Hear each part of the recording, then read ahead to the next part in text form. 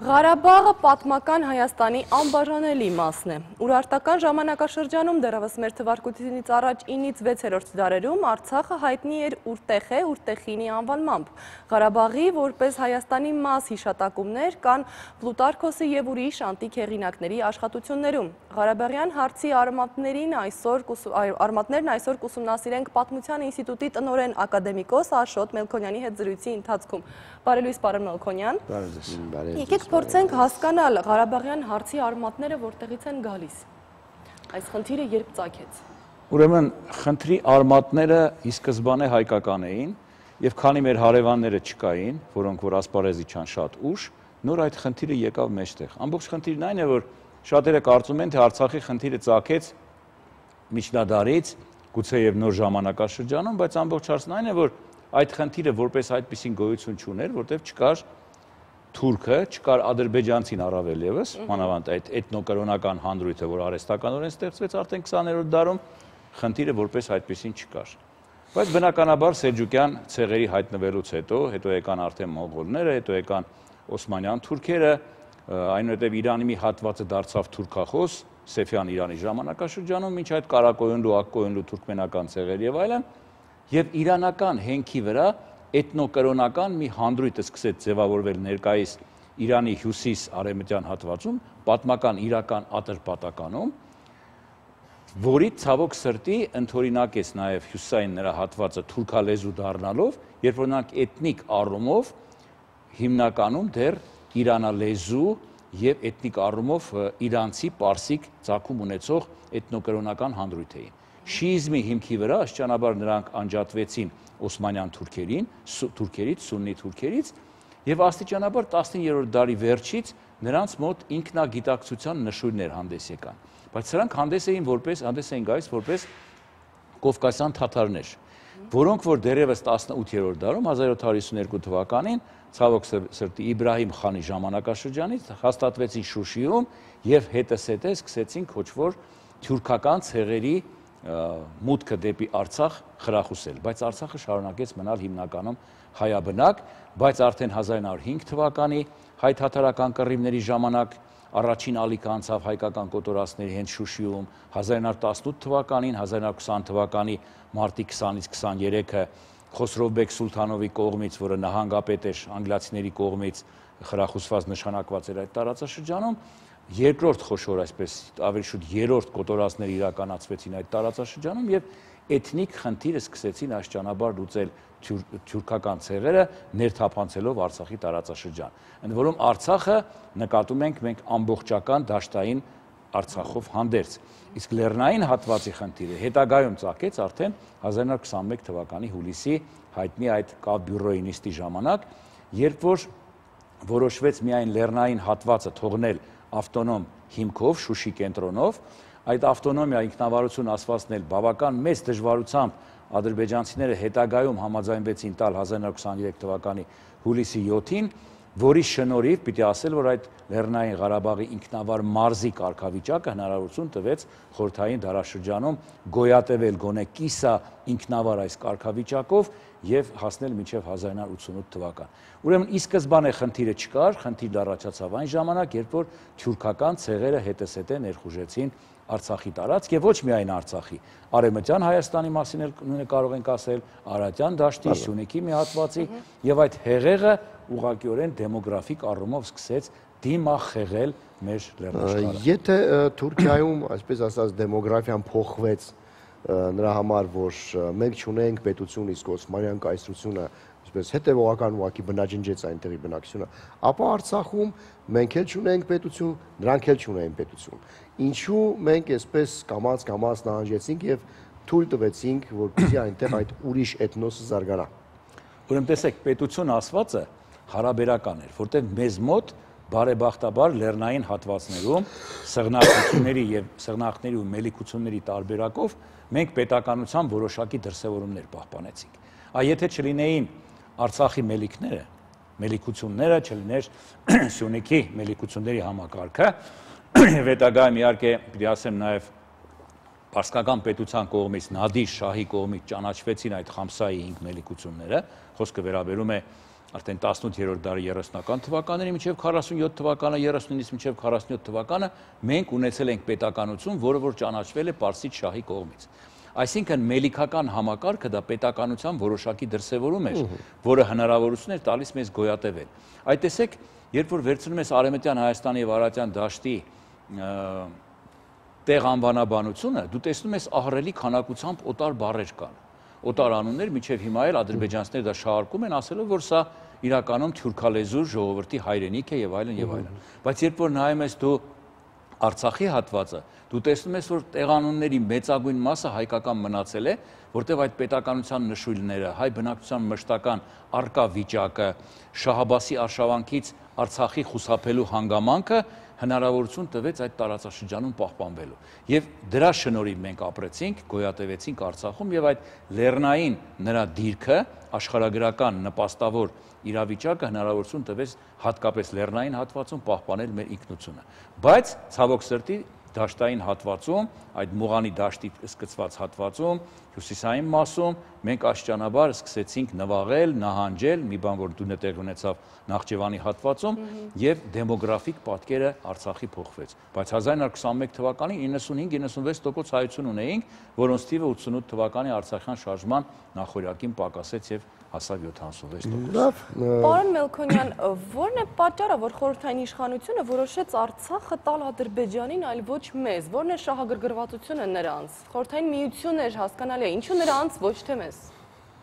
Ուրեմն խորհրդային վերաբերմունքը ընդհանուր հետևյալն էր։ Տարածաշրջանը, եթե խորհրդային է, ընդունելի է, որ լինի իր ընդհանուր իրավասության ներքո։ Դա կպատկանի, այսպես ներքին ինքնավարություն իրենից ներկայացնող Ադրբեջանի խորհրդային հանրապետությանը, թե Հայաստանի խորհրդային հանրապետությունը, նրանց համար նշանակություն չուներ։ Ոնց որ ամեն ինչ Ադրբեջանին տվեց, Նախճեվանին, որովհետև ուժի գործոնը գոյություն է։ Տեսեք ինչ տեղ ունեցավ 1920 թվականի նոյեմբերի 29-ին եւ Հայաստանի հեղկոմը հայտարարեց, որ Հայաստանը խորհրդայնանում է եւ դաշնակցական կուսակցությունը պետք է հեռանա եւ տապալված է Հայաստանի առաջին հանրապետությունը, հաջորդ օրը անմիջապես նոյեմբերի 30-ին Ադրբեջանի հեղկոմի նախագահ Նարիմանովը հայտարարեց, որ այսուհետ Ադրբեջանը խորհրդային, քանի որ Հայաստանը խորհրդային է դարձել, տարածքային պահանջ չունի, Ղարաբաղ, Զանգեզուր, Նախճիվանը այսուհետ պատկանում են Հայաստանին։ Սա ինչի արվեց, սա դիվանագիտական մանևր էր, որը որ թելադրված էր կենտրոնի կողմից Մոսկվայի բնականաբար, Օրջոնիկիձեն Կիրովն էին հուշել, որպիսի Հայաստանը արագորեն խորհրդայնանար եւ չդիմադրեր, եւ ժողովուրդը հավատար, թե այդ տեսեք, երբ որ մենք անմիջապես դարձանք խորհրդային, Ադրբեջանի նկատմամբ թշնամանքը վերացավ եւ բարի կամքի դրսեւորում էր, որ Ադրբեջանը հայտարարեց, որ այդ տարածքների նկատմամբ տարածքային պահանջ չունեն։ Իսկ երբ որ արդեն Հայաստանը խորհրդայնացավ, խորհրդային իշխանությունը ամրապնդվեց այստեղ, հետո էլ եղան բռնաճնշումները, ազգային նկարագիրը հանրապետությունը կամաց-կամաց կորցրեց, հանկարծ Ադրբեջանը արդեն 21-ի հունիսին հայտարարեց, որ ինձ համար անընդունելի է Ղարաբաղի միացումը Հայաստանին։ Օրինակ Նարիմանովն ասում էր, եթե դուք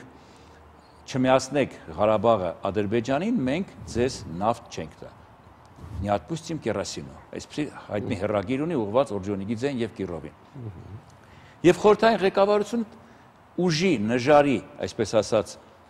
հանգամանքը հաշվի առնելով, որ այն կողմը նժարը ծանր է, Ադրբեջանի տարածքն ավելի մեծ է եւ ամենակարևորը Ադրբեջանի թիկունքում կանգնած է Քեմալական Թուրքիան, որն արդեն 20 թվականի գարնանից դարձել էր խորհրդային Ռուսաստանի բարեկամը։ Սա ճշմարտություն է, որի մասին մենք պետք է ասենք, հանուն այն բանի, որ մեր ռազմավարական դաշնակից Ռուսաստանի հետ ունենանք նորմալ, իրական ռազմավարական հարաբերություններ եւ հիշեցնենք, որ 1920 թվականին եւ Ադրբեջանի հարցում խորհրդային Ռուսաստանը կանգնած էր Ադրբեջանի կողքին եւ արևմտահայ տարածքների եւ ինչու՞ չէ Սուրմալուի, Գավառի եւ Կարսի հարցում կանգնած էր Քեմալական Թուրքիայի կողմից։ Եթե դրա մասին չխոսենք, մեր ռազմավարական դաշնակիցը Աստված մի արասցե կարող այդ սխալը նորից կրկնել եւ տանուլ տալ ամեն ինչ այս տարածաշրջանում եւ մենք պետք է պատմությունից դասեր քաղենք։ Լավ, կարելի է հարցնել։ Իհարկե։ Պատմությունը ամենաոչ ճշգրիտ, այսպես ասած, գիտություններից է, այսինքն ով ինչ ուզում գրում է, ասենք նույն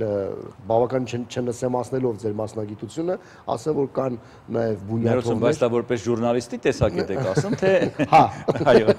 որպես դերասան, որտեղ այդ կարծիքը չեմ որպես արտիստի, հա, խնդրեմ, կարող է ասենք գալ ասպարեզ Բունյաթովի նման որևէ կեղծարար եւ գրի ինչ ուզում է, հասկանում եք, կամ նու մի խոսքով։ Ի վերջո դուք որպես պատմաբան գիտեք որևէ դեպք, որ տարածքային հարցը լուծվի բանակցություններով, որտեղ մեզ միշտ բանակցություններով են կերակրում, ասում են, որ այդ հարցը ռազմական լուծում չունի, ըստ իս էլի ոչ որպես պատմաբան, այլ որպես ասենք դերասան, արտիստ եւ ասենք քաղաքացի, ես գիտեմ, որ այդ հարցը ոչ մի լուծում չունի, բացի ռազմականից։ Հիմա դուք որպես պատմաբան ինչ կարծիքի եք, բանակցություններ, անդադար բանակցություններ, թե վերջապես պետությունը ուժեղացնել, զենքարներ ու նստել Իսրայելի նման։ Ուրեմն տեսեք խնդիրն ինչ է։ Ստատուս քվո գոյությունի այսօր, չէ՞, որը մեզ համար նպաստավոր է այնքանով, որ մենք Խամսայի մելիքությունների սահմանները վերականգնել ենք, Լեռնային Ղարաբաղի ինքնավար մարզի շրջակա հատվածներով հանդերձ եւ կանգնած ենք ռազմավարական դիրքերի վրա եւ միթիս հող եթե մենք զիջեցինք կվնասենք ամբողջ Լեռնային Ղարաբաղը եւ Հայաստանի Հանրապետությունը։ Հիմա բանակցային գործընթացը, մենք բանակցային գործընթացին գնում ենք, որտեղ դրության տերն ենք եւ անպայմանորեն պիտի պնդենք, որ այս ստատուս քվոն պահպանվի։ Իսկ ձեր ասածը միանգամայն ճիշտ է այն պարագայում, եթե բանակցային գործընթացի մյուս կողմը լինի, ասենք Չեխիայի նման մի քաղաքակիրթ երկիր, որը որ բանակցային գործընթացի արդյունքում սլովակների հետ հարաբերությունների ռեֆերենդումի արդյունքում անջատվում է Չեխոսլովակիայից Սլովակիան եւ ողջունում է Չեխիան Սլովակիայի անջատումը։ Պատկերացնում եք, քաղաքակիրթ աշխարհում սա շատ նորմալ հասկանալի երևույթ է։ Երբ որ Շոտլանդիայում նման ռեֆերենդում է անցկացվում, անգլիացիները զենքը չեն վերցնում, գնում շոտլանդացիների դեմ կամ չգիտես Իսպանիայում, եթե Իսպանիայի մի հատվածն ուզում է անջատվել եւ ստեղծել ինքնավարություն։ Հիմա եթե մեր հարևանը դա չի հասկանում, բնականաբար գալիս է այն երկրորդը, որին դուք ակնարկեցիք, ռազմական ճանապարհը, որին նա գնաց եւ ընտրեց։ Ուրեմն այն սերունդը, որը որ 20-25 տարի առաջ հայտարարակ պարտություն կրեց Արցախում, ըստ երևույթին քաշվել էր կողքի եւ նոր սերունդը, որը որ թունավորվել էր Ալիևի գաղափարներով, այսպես վայ կեղծ պատրիոտիզմով, նետվեց մարտի մեջ, իհարկե հարկադրաբար, այս սերունդն էր համոզվեց, որ այդ ճանապարհով խնդիրը լուծում չունի։ Եվ ինչ վերաբերում է բանակցային գործընթացին, եթե ադրբեջանական կողմը դժգոհ է Մինսկի խմբից եւ անընդհատ խոսում է դրա դեմ, ուրեմն նշանակում է պատերազմական տարբերակն է մնում, որը ինքը ընտրեց եւ որ իր համար եղավ այսօր, ինչպես կյանքը ցույց տվեց, ուղղակի աղետալի։ Ուրեմն բանակցային գործընթացը կդառնա արդյունավետ այն ժամանակ, երբ որ վերջապես Ադրբեջանում կան իշխանության ուժեր, որոնք քաղաքակիրթ ձևով հասկանան, որ ինչպես Ադրբեջանը չուզեց 1991 թվականի օգոստոսի 31-ին ապրել խորհրդային պետության կազմում եւ դուրս եկավ նրա կազմից, այնպես էլ սեպտեմբերի 2-ին նրա կազմից դուրս եկավ Լեռնային Ղարաբաղի ինքնավար մարզը, որ հետո դարձավ հանրապետություն։ Այսինքն հասկանալի ամեն ինչ։ Խնդիրն այն է, որ կողքիդ հարևանը, եթե քաղաքակիրթ է, բանակցային գործընթացը տրամաբանական է։ Իսկ ինչ վերաբերում է ռազմականին, ես մի քիչ վերապահ եմ այդ հարցում, ասեմ ձեզ։ Այս զինադադարը այսօր իհարկե այս զոհերի ընդհանուր պայմաններում, որ ցավը մեծ է, մենք էլ ենք բնականաբար դրան գնում, բայց 20-22 տարվա կյանքը ցույց է տվել, որ եթե մենք այդ ճեղքումը, որ արդեն երևում էր, կարողանայինք ապահովեինք, որ արդեն սկսվել էր, շատ ավելի նպաստավոր կլիներ մեզ համար եւ արդյունքում կունենայինք բանակցային մի գործընթաց, որի արդյունքում ադրբեջանցիները կգնային իրական զիջման եւ կճանաչեին Լեռնային Ղարաբաղի Հանրապետության անկախությունը, որը լինելու է իմ խորին համոզմամբ ադրբեջանական հաջորդ սերունդը դրան գնալու է, որովհետեւ հասկանում է, որ այստեղ հայրենիքի խնդիր է։ Հիշեցնենք, որ մեր հյուրն է Պատմության ինստիտուտի տնօրեն ակադեմիկոս Աշոտ Մելքոնյանը եւ մենք խոսում ենք Ղարաբաղյան հիմնախնդրի մասին։ Պարոն Մելքոնյան, մենք վերադարձանք իհարկե 21-րդ դար, սակայն ուզում եմ մի քիչ հետ գնանք եւ Ինչ են ասում պատմաբանները, հա, ադրբեջանական պատմաբանները, չէ, որ ինֆորմացիան, որը կա մեզ համար, պիտի օրենքով լինի նաև իրենց համար։ Ինչ է նրանց մոտ, կա գրքերում, թե նրանք ամբողջովին թյուր ինֆորմացիայի վրա են մեծանում եւ սերունդը մեծանում է, այդպես հավատալով, որ դա իր հողերն է ու նա պիտի պայքարի։ Գուցե նրանք էլ են ինչ որ անհասկանալի բանի մեջ։ Տեսեք ադրբեջանցիների մոտ ինչ տեղի ունեցավ։ Երբ որ նրանք ասպարեզ իջան 21-20-րդ դարում, չէ՞, նրանց խորհրդային տարիներին պետք էր պատմություն, պետք էր մշակույթ, որը նրանք չունեին։ Եվ խորհրդային ինտերնացիոնալիզմի դրոշի ներքո մեզ ուղղակի պարտադրեց, որ գիտեք, Ուրարտուի Արարատյան թագավորության պատմությունը պետք է բաժանել Անդրկովկասի 3 ժողովուրդների վրա՝ հայեր, վրացիներ եւ ադրբեջանցիներ։ Ուսանողական տարիներին, երբ որ ես Էրմիտաժում տեսա գրված է Ուրարտու, 9 վեկ до нашей эры Արմենիա, 9-րդ դար, 8-րդ դար գրված է Վրաստան եւ 6-րդ դար Ադրբեջան, որը խայտառակություն էր։ Գոնե իրենց մի փոքր բերել էին ավելի նոր ժամանակներ, համենայն դեպս, բայց արդեն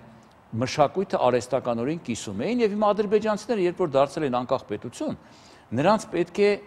սնել, այսպես կերակրել սին գաղափարներով, որոնք նրանք չունեն։ Եվ մի կարծեք, թե միայն մեր պատմությունը սկսեցին նրանք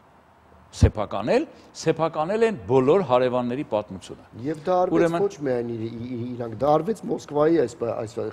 կենտրոնի հենց ակադեմիկոս Պյատրովսկու եւ մյուս ասենք նրանք էլ ունեցան իրենց մասնակցությունը, անկասկած Դիակոնովի մասնակցությունը գոյություններ այստեղ, Մոսկվան նրանց հիմնականում աջակցում էր, բայց տեսեք ինչ տեղի ունեցավ։ Հրագիտնական Միլլերը այս խնդրին միացավ եւ ստեղծեց իրենց համար պատմագրություն, ինչ էր պետք անել։ Ուրեմն Իրանի ամբողջ հյուսիսային հատվածի պատմությունը պիտի յուրացվեր, Ակ-Կոյունլու, Կարակոյունլու թուրքմենական ցեղերի պատմությունը դարձավ Ադրբեջանի պատմություն, իրանական խանական այս խանությունների ամբողջ պատմությունը Բաքվի, Ղուբայի, չգիտես, Ղարաբաղի, արդեն Երևանի խանությունների պատմությունը ներկայացվեց որպես Ադրբեջանի պատմություն, բանն հասավ այնտեղ, որ ոչ միայն Արցախը համարեցին իրենցը, այլև հետո անցան Սյունիք, վերջին շրջանում արդեն մտան Արարատյան դաշտ, պարզվեց, որ Երևանը դա Էրիվանն է, պարզվեց, որ Ռևան ինչ-որ խանի անունից է Երևանի անունը ծագել եւ այնպիսի աբսուրդներ, որ ես որպես միջազգային բազմազան գիտաժողովների մասնակցած անձնավորությունի պաշտոն տեսել եմ, թե ինչ վերաբերմունք կա ադրբեջանցիների նկատմամբ։ Ես օգոստոս ամսին եղա Չինաստանում պատմաբանների համաշխարհային կոնգրեսին, Ադրբեջան անունը լսել չէին ուզում, ասում էին գիտության հետ ադրբեջանցի պատմաբանը որևէ կապ չունի։ Նա վերևից դիրեկտիվ իջեցրած Ալիևի կողմից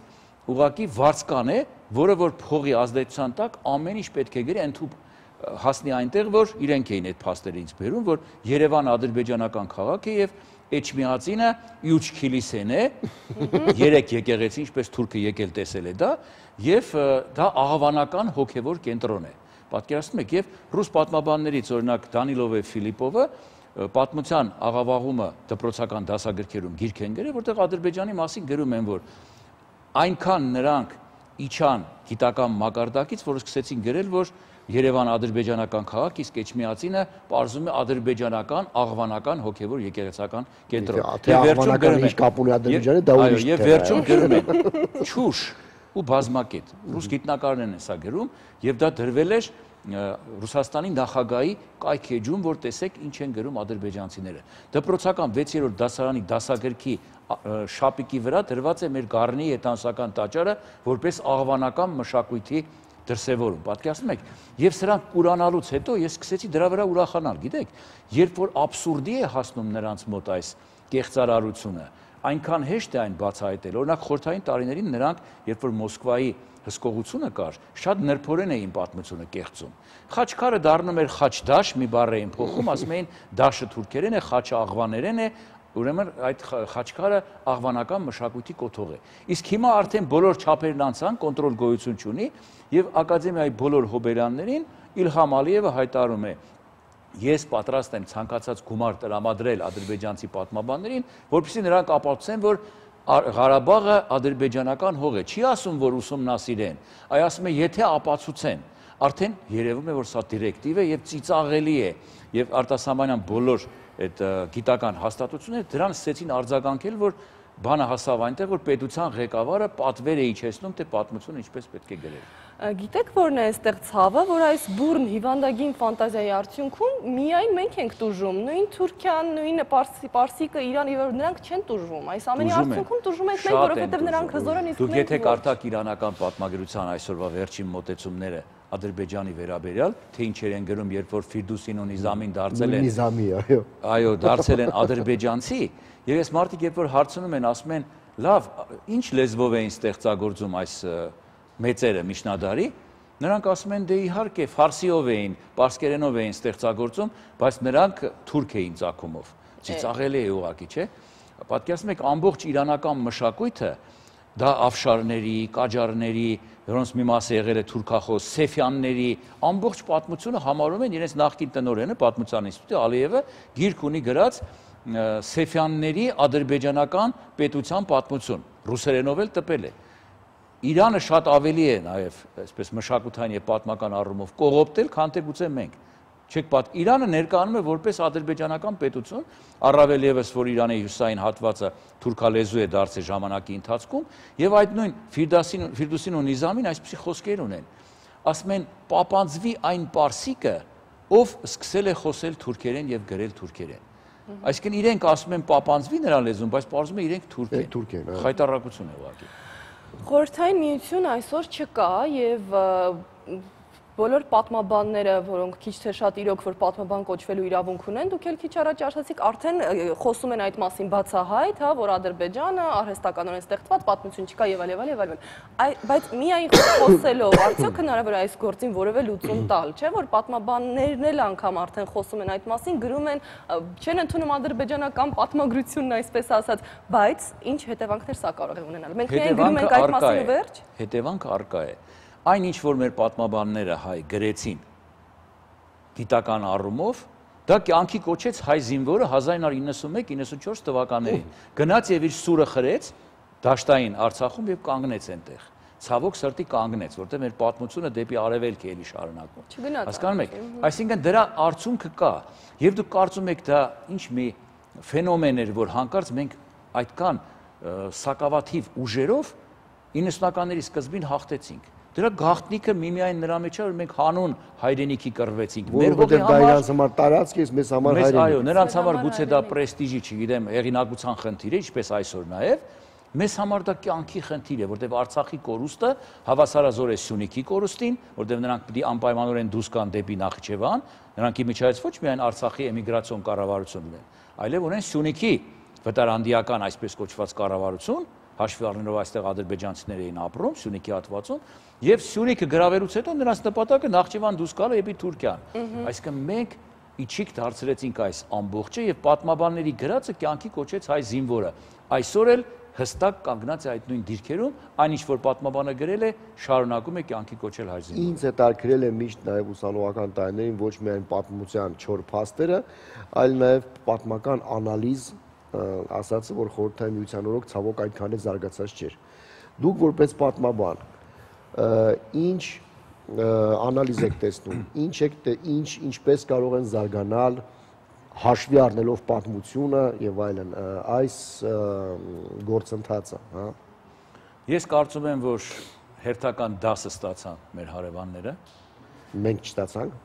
Մենք, եթե ինչ-որ վրիպումներ, սխալներ թույլ տվել էինք, մենք անպայմանորեն Այսինքն դա ընդհանուր բայց հիմնականում խոսքը վերաբերում Ադրբեջանական կողմին, որտեղ նրանք փոխեցին ֆորմատը, ձևաչափը,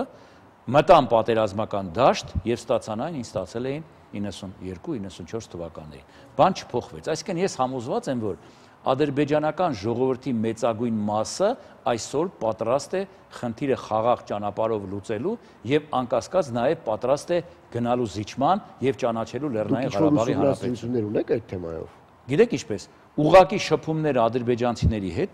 պարզ ադրբեջանցիների հետ, օրինակ բազմիցս դեպքեր են եղել Վրաստանում, Թիֆլիսում, վրացերենով ես ադրբեջանցիների հետ շփվել եմ որպես վրացի եւ սրանք բացվել են ինձ մոտ որպես վրացի եւ անկեղծորեն խոստովանում էին չլինի Ալիևի ռեժիմը, որը որ կեղծ հայրենասիրական պաթոսի հիման վրա ուզում է մնալ իշխանության եւ իր նավթադոլարներ ավելացնի, ադրբեջանական ժողովուրդը ամենայն հավանականությամբ կգնա Լեռնային Ղարաբաղի ճանաչմանը, ինչպես կատարվում է քաղաքակիրթ աշխարհում։ Հասկանում եք, իրենց համար այս 22 տարին հարաբերական խաղաղության ցույց տվեցին, որ հրաշալի կարող են ապրել առանց Ղարաբաղի։ Մեզ համար կենսական խնդիր է, կյանքի հարց է, գոյատևման խնդիր է։ Այդ բանը սկսել են ադրբեջանցիների մեծագույն մասը հասկանալ։ Այն, որ առաջին գծից փախչում են եւ այդ պատժիչ ջոկատները, ինչպես մի քանի օր առաջ ցույց տվեցին հերոստատեսությամբ, նրանց փորձում են կանգնեցնել ճակատում, երբ որ մտեք ադրբեջանալեզու կայքեջերը եւ դուք կտեսնեք, թե ինչ կոմենտներ, մեկնաբանություններ են անում պարզ ադրբեջանցիները։ Բավական է, պատերազմ չենք ուզում, հարյուրներով ու հազարներով մեր զավակները Ալիևի կլանի համար չպետք է մեռնեն։ Եվ սա իրողություն է։ Դուք տեսաք այն ձայնագրությունը, կինը որ խոսում էր, չէ՞, ասում էր 2000 զոհ ենք տվել։ Իմ Աստված գիտե, ինչքան զոհ են տվել իսկապես, որտեղ հարձակվողը 5-10 անգամ ավել պետք է տա, եւ դուք հաշվի առեք ամբողջ ականապատած դաշտով պիտի առաջ գար։ Մի բան, որ մեր կողմում կար, իսկ նրանց կողմում չկա։ Եթե հայկական կողմը միտեղ ճեղքեց նրանց պաշտպանությունը, այնտեղ ականապատված դաշտ չկա, որտեղ նրանց թիկունքում իրենց գյուղերն են։ Եվ ադրբեջանցիները, որ արագ սկսեցին խաղաղասեր դառնալ, պատճառն ինչ էր, որտեղ վտանգ կար, որ ճեղքվում էր ճակատը եւ հակահարձակումը կարող էր արդեն մասշտաբային դառնալ արդեն մեր կողմից։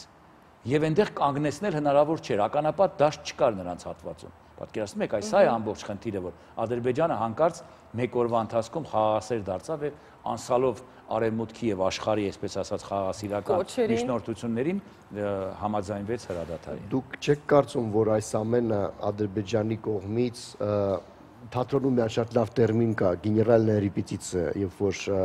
պրեմիերայից առաջ մի անգամ վերջին անգամ փորձում են։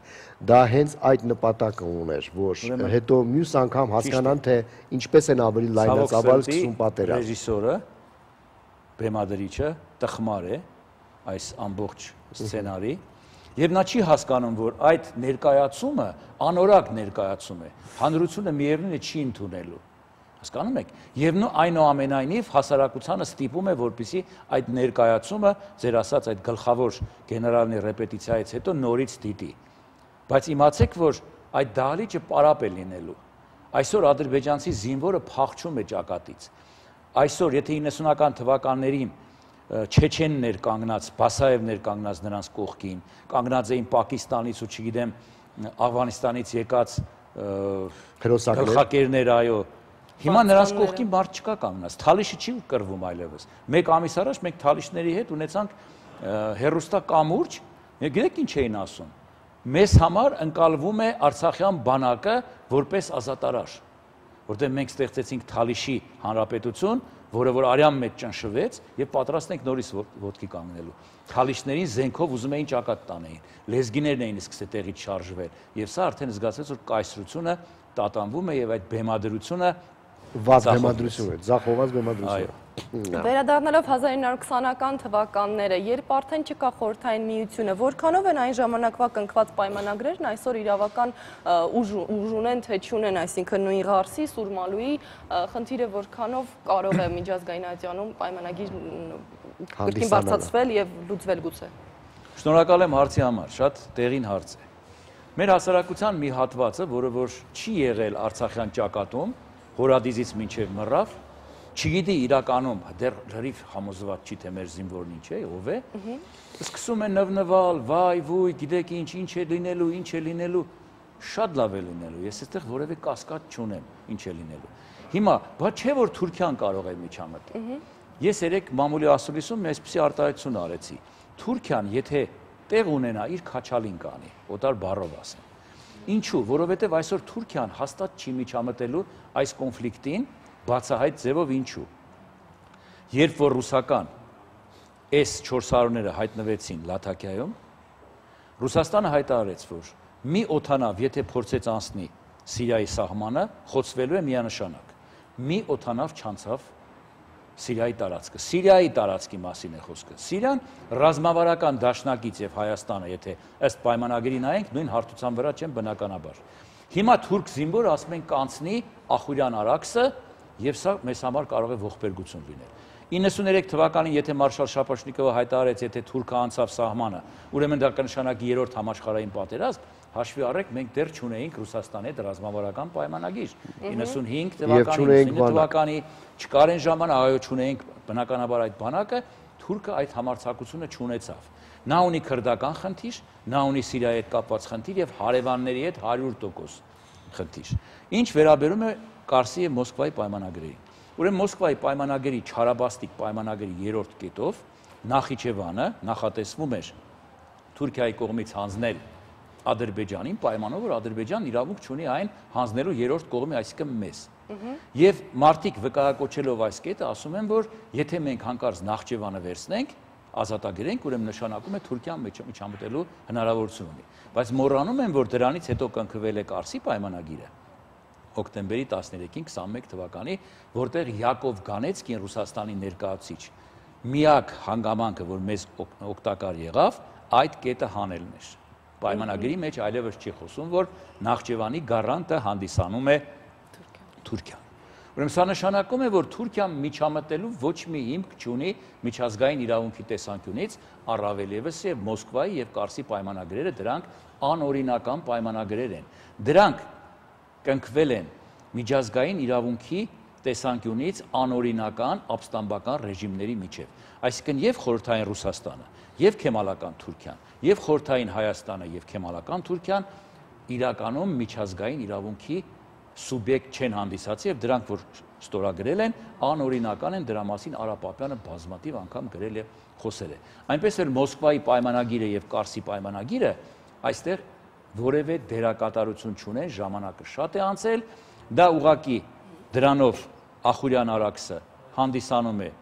սովետական ժամանակներից մնացած փշալար իրական հայ-թուրքական սահմանը միջազգային իրավունքի տեսանկյունից դա Վուդրո Վիլսոնի իրավարար վճռով Տրապիզոն, Էրզրում,